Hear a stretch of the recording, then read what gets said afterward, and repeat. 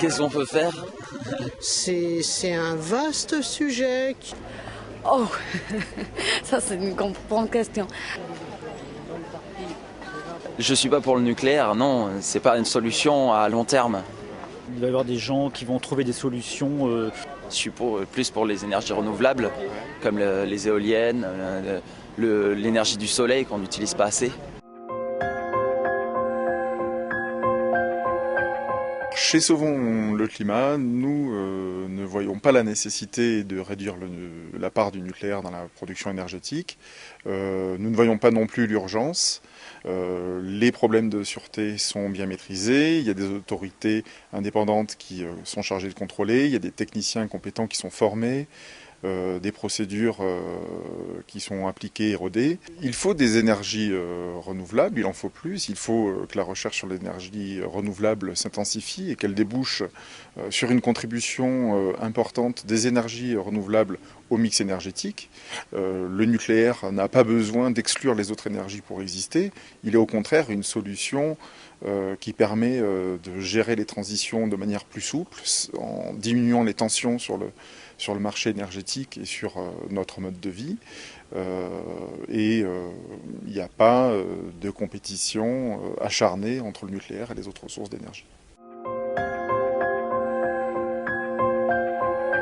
Le photovoltaïque est effectivement un domaine où on peut espérer des résultats considérables des recherches engagées actuellement, des résultats considérables conduisant à des baisses de coût de cette énergie encore trop chère et à des augmentations de rendement de cette énergie qui se traîne encore dans les rendements de l'ordre de 10, 13 à 15%. C'est quelquefois nommé solaire thermodynamique pour le distinguer du solaire photovoltaïque, qui consiste à faire tirer directement du courant d'une irradiation solaire d'un corps particulier, ou du solaire thermique, où on utilise simplement et directement la chaleur sur le toit d'une maison, par exemple.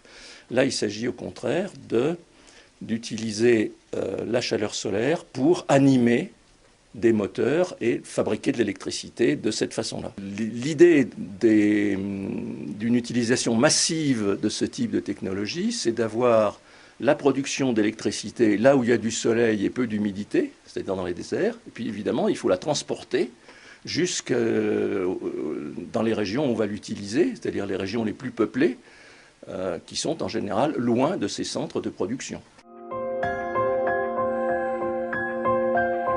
Que pense-t-on à Sauvons le climat de l'éolien? Dans l'absolu, on en pense du bien parce que c'est un moyen de production astucieux qui a tout son intérêt dans des endroits où il n'y a pas de possibilité de production plus économique. Je pense en particulier aux îles ou aux absences de réseau, les grands pays qui n'ont pas de réseau électrique. L'éolien est une réponse tout à fait adaptée. En France continentale, la métropole continentale, dans l'Hexagone, nous considérons que l'éolien est une réponse inadaptée. Pourquoi c'est une réponse inadaptée? Parce que d'abord elle est aléatoire, elle produit environ un quart du temps en moyenne. Donc il faut pallier cette intermittence. Et de mon point de vue surtout d'ailleurs, au-delà des aspects des nuisances qui sont traditionnellement avancées, son surcoût est excessif.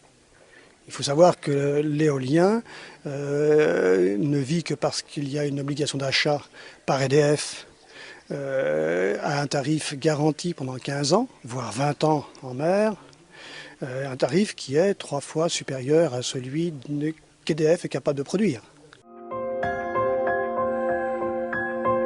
Il y a des développements techniques qui sont arrivés et qui permettent d'espérer que la voiture électrique peut couvrir une grande partie ou une partie importante des besoins de notre pays. Et par exemple, on a le développement des batteries. On arrive à faire des batteries au lithium à des prix raisonnables et qui stockent pas mal d'énergie. Ils permettent de faire à une voiture de l'ordre de 15 000 km avec une surcharge pondérale pour la batterie de l'ordre de 100 kg.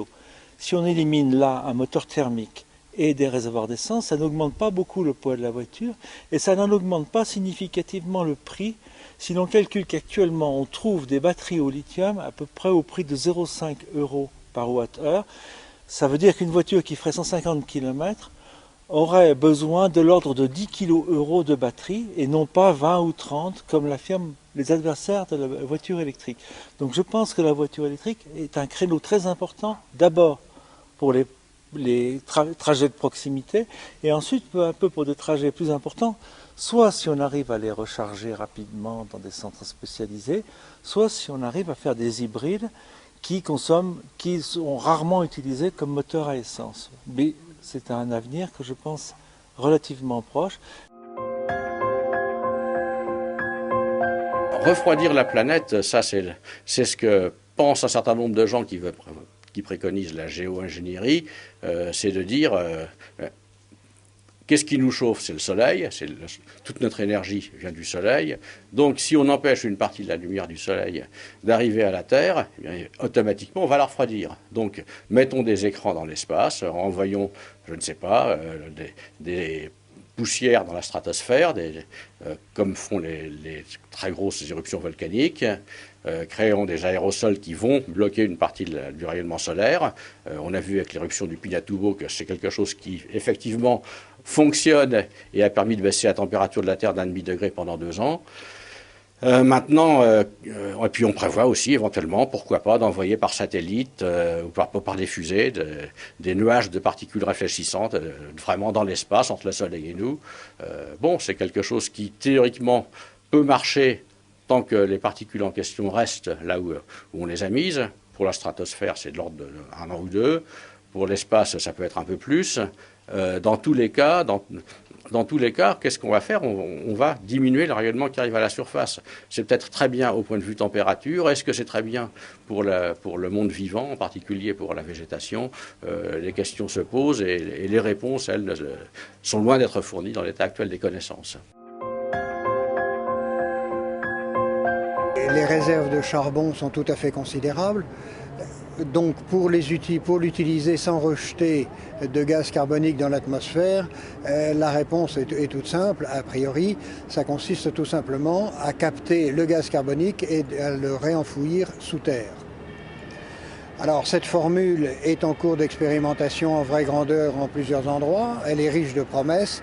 On y voit, elle n'est pas encore tout à fait mature.